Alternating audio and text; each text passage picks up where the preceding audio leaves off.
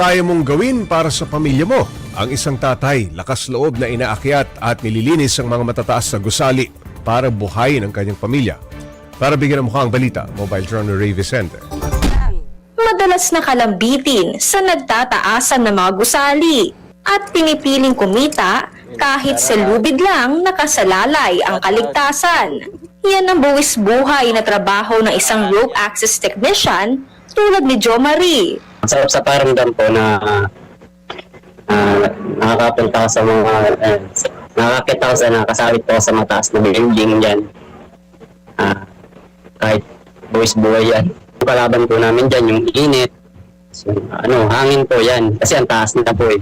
Nawala na po yung lula, simula nung yan sa tagal na po sa trabaho, sanay na po yan. 2 taon na siya sa trabahong ito, mula sa pagiging installer sa isang telecommunication company.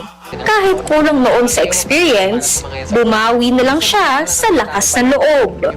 Unang pasok ko po dito, yan po yung niisip ko, paano pag nalaglag o mga yung lupid, o baka maputol. Kung natatakot po talaga nung una, may training naman po, may proper training bago ka sumampa. Nang masanay, tuloy-tuloy na ang trabaho. Pinakamataas niya raw naabot habang nakalambitin ang 60th floor ng isang matayog na gusali sa Makati. Ilan nga sa mga ginagawa niya ay cleaning, sealant, pagkabit ng salamin at pagpintura. Pero bago sumabak sa itaas, nagkakaroon ng full body at harness check para masiguradong ligtas sila pati ang kanilang mga gamit.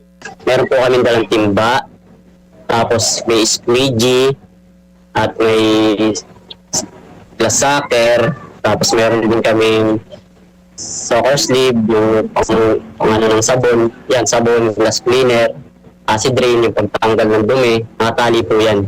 Hindi po pwedeng walang tali kasi mahirap po makalaglag ng tao din. May helper po kami na sinisigurado niya na walang tao sa baba. Kahit mahirap ang tinatawid araw-araw, lahat daw ay kayang tahakin ni Jo Marie para sa pamilya at sa trabahong napamahal na rin sa kanya. Para sa akin din, hindi na po mahirap maging sa practice technician.